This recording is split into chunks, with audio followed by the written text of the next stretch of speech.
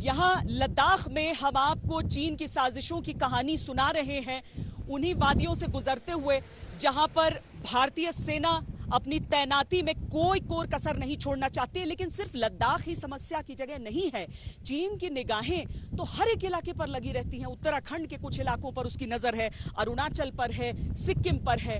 इसीलिए भले ही भारत बातचीत कर रहा है, लेकिन तैयारियों में कमी नहीं छोड़ रहा, पूरे लाइन ऑफ एक्चुअल कंट्रोल पर।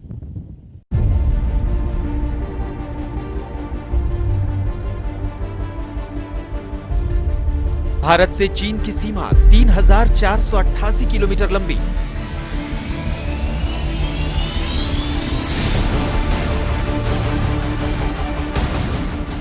कश्मीर से अरुणाचल प्रदेश तक लंबी सीमा रेखा।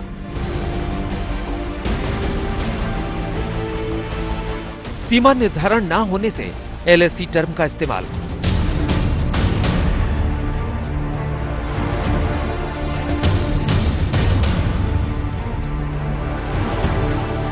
और यही एलएसी सिर्फ लद्दाख ही नहीं बल्कि दूसरे इलाकों में भी चीन की शैतानी चाल का गवाह बनती है।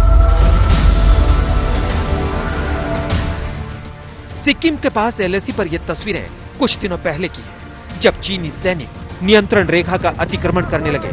बाद में इनको जबरन हमारे सैनिकों ने पीछे ढकेला।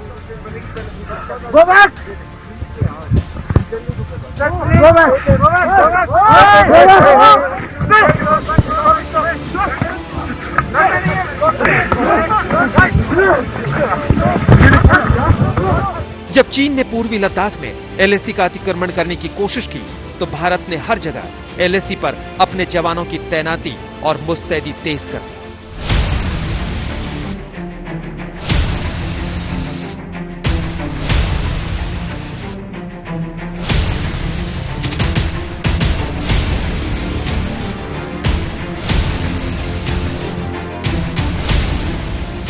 ये हिंदुस्तान का हिमाचल का आखिरी गांव है और इस गांव की जमीन के ठीक पीछे चाइना शुरू हो जाता है और यहां पर बाकायदा आईटीबीपी और हिमाचल सरकार ने अलर्ट जारी किया हुआ है कि लोग घरों से बाहर ना निकले।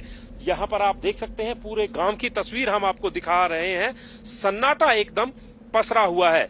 ठीक पीछे अगर इस कैमरे को हम ले जाते हैं तो ये सतलुज नदी यहां से दिखाई दे रही है और ये सतलुज नदी चाइना से बहकर यहां पर आ रही है। भारत और चीन की सीमा 3 सेक्टरों में बटी है। पश्चिमी सेक्टर यानी जम्मू और कश्मीर और लद्दाख, मध्य सेक्टर यानी हिमाचल प्रदेश और उत्तराखंड, और पूर्वी सेक्टर यानी सिक्किम और अरुणाचल प्रदेश। आज तक उत्तराखंड के उस पॉइंट तक भी गया जिसने 1962 के युद्ध में चीन की धोखेबाजी को देखा था, और इसलिए इस बार पहले से ही वहां जाबाजों की तैनाती चुस्त कर दी गई। डोकलाम में 3 साल पहले भारत और चीन के बीच विवाद तेज हुआ था, जिसे 70-80 दिनों के संघर्ष के बाद हल कर लिया गया था। लेकिन एलएसी पर कई जगहों पर चीन ने विवाद खड़ा कर रखा है।